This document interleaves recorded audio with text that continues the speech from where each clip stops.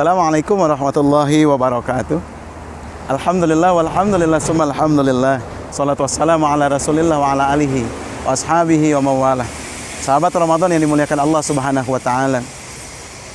Puji syukur kehadirat Allah, kita diberikan kemudahan-kemudahan untuk istiqomah dalam beramal di bulan Ramadan yang penuh barokah ini, 1443 Hijriah. Mudah-mudahan amaliyah Ramadan kita diterima oleh Allah Subhanahu wa taala. Salawat dan salam semoga Allah limpahkan pada kekasih kita, junjungan kita Nabi besar Muhammad sallallahu alaihi wasallam yang kita minta syafaatnya kelak di yaumil akhir. Sahabat Ramadan yang dimuliakan Allah, Imam Al-Ghazali dalam kitabnya menulis ada beberapa macam hidayah yang harus kita dapatkan. Kita sangat butuh hidayah ini. Maka lihatlah, kita dalam salat 5 waktu, apa yang kita minta dalam surah Fatihah kita? Di antaranya adalah ihdinas siratal mustaqim. Ya Allah, berilah kami petunjuk di jalan yang lurus ini. Minimal 17 kali kita meminta kepada Allah agar kita diberi petunjuk. Itu yang dalam bahasa agama kita disebut dengan hidayah. Apa saja hidayah kata Imam Al-Ghazali yang perlu kita dapatkan itu? Yang pertama, hidayatul ilhami. Hidayatul ilhami adalah hidayah berupa ilham. Ini yang sering kita sebut dengan insting. Hidayatul ilhami bukan saja diberikan oleh Allah kepada manusia, tapi diberikan pula pada hewan dan tumbuh-tumbuhan. Maka kita bisa saksikan kenapa pohon jati menggugurkan daunnya ketika di musim kemarau. Ini hidayah dari Allah, bukan hasil olah pikir pohon jati, tapi hidayah dari Allah semata. Kenapa induk ayam ketika sedang menetaskan telurnya dia lebih agresif? Ini insting, hidayah dari Allah untuk melindungi anak-anaknya yang lemah. Maka hidayatul ilhami adalah hidayah yang secara umum diterima oleh semua makhluk hidup. Hidayah yang kedua kata Imam Al-Ghazali, sahabat Ramadan yang dimuliakan Allah. Yang kedua, hidayah berupa panca indera. Dalam bahasa agama kita disebut dengan hidayatul hawashi. Hidayah berupa panca indera. Mata, telinga, lidah, kulit, itu adalah bagian dari hidayah. Untuk menangkap hidayah lebih banyak lagi. Maka kita bersyukur ketika panca indera kita normal, kita bisa menangkap hidayah yang lebih banyak lagi. Sahabat Ramadan yang dimuliakan Allah Subhanahu wa taala. Kemudian selanjutnya kata Imam Al-Ghazali, hidayah yang ketiga adalah hidayatul akli, hidayah berupa akal. Ini mulai terbatas. Allah memberikan hidayah akal ini kepada manusia semata. Dengan akal lah manusia diberi syariat. Tidak wajib puasa orang yang tidak berakal. Tidak wajib salat orang yang tidak berfungsi akalnya. Ini hidayah yang ketiga, hidayah berupa akal. Akal yang mampu membedakan mana yang baik, mana yang buruk. Ini hidayah yang ketiga. Cukupkah hidayah cuma 3 ini? Tidak. Ternyata akal manusia sangat terbatas. Maka Allah berikan hidayah yang keempat. Apa hidayah yang keempat? Kata Imam Al-Ghazali dalam kitabnya, hidayah yang keempat adalah hidayatul adiyani, hidayah berupa agama. Tuntunan Allah berupa agama yang lengkap, yang sempurna, yang paripurna. Betapa banyak akal tidak mampu memecahkan segala sesuatu. Agamalah yang memecahkan. Kalau bicara hanya akal saja, maka kita akan sangat terbatas. Lihatlah, salah satu contohnya bicara alam kubur.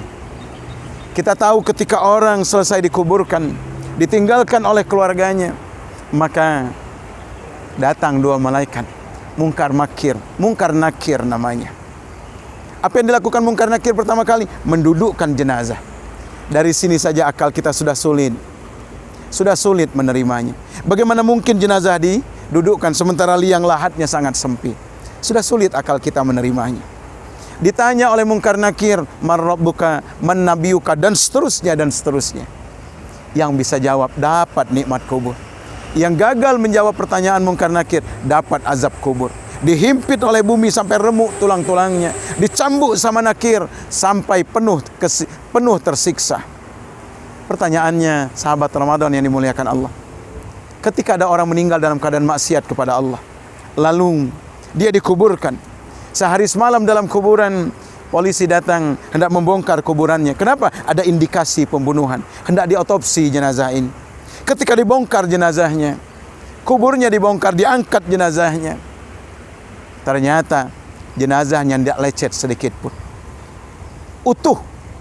Mana yang hendak kita percayai? Tatapan mata kita atau keyakinan kita bahwa ada siksa kubur itu? Kalau cuma mengandalkan akal, pasti kita akan berkata tidak ada siksa kubur itu. Tapi Nabi mengatakan dalam sabdanya, sebuah doa yang dititipkan untuk kita baca sebelum kita salam dalam tahiyat kita. Allahumma inni a'udzubika min adzabi jahannama wa min adzabil qabri wa min fitnatil mahya wal mamati wa min syarri fitnatil masiihid dajjal. Lihatlah apa arti doa ini. Ya Allah, sesungguhnya aku berlindung kepadamu dari azab jahannam. Aku berlindung kepadamu dari azab kubur.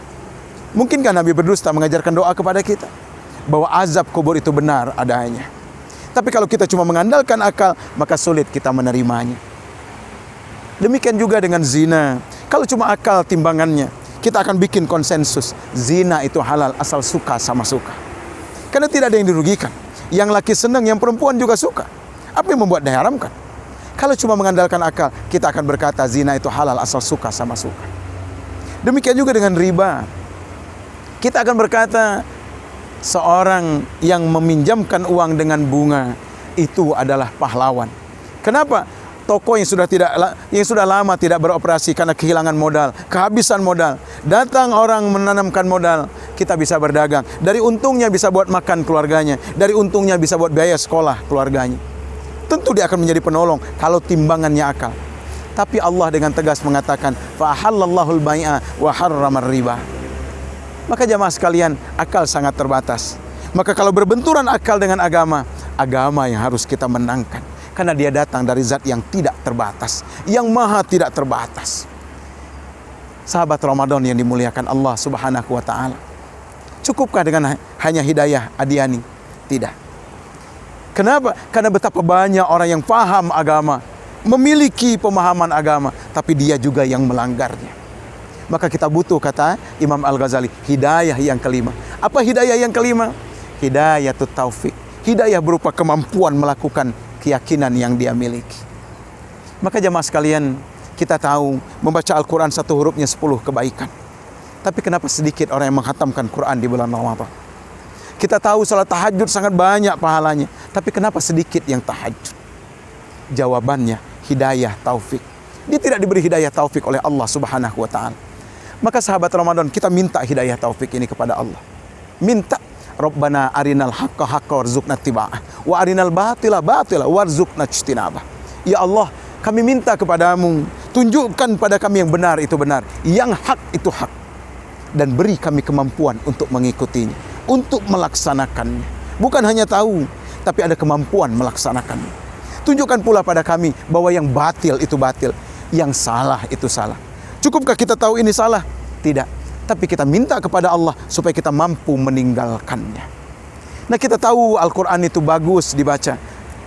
Beri kita kemampuan, ya Allah, untuk mampu membaca Al-Quran setiap waktu. Jangan sampai kita tahu zina itu dosa, tapi kita melakukannya. Kenapa? Allah tidak beri kita hidayah taufik untuk meninggalkan. Orang tahu korupsi itu dosa, melanggar hukum, dua hukum sekaligus, hukum agama dan hukum negara. Tapi kenapa dia melakukannya? Allah yang mencabut hidayah taufik di hatinya.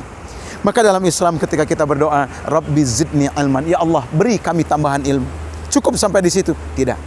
Kita minta kepada Allah, warzuqni fahman, beri kami pemahaman. Pemahaman itulah yang akan menghantarkan kita untuk mampu melaksanakan segala amal soleh dan meninggalkan semua amal salah dalam kehidupan kita sehari-hari. Mudah-mudahan sahabat Ramadan, dengan ibadah di bulan Ramadan ini, Allah masukkan hidayah yang kelima-limanya ke dalam hati kita, sehingga dengan hidayah itu kita mampu menyusuri jalan ini sampai ke surganya Allah kelak di yaumil akhir. Selamat berbuka puasa sahabat Ramadan. Assalamualaikum warahmatullahi wabarakatuh.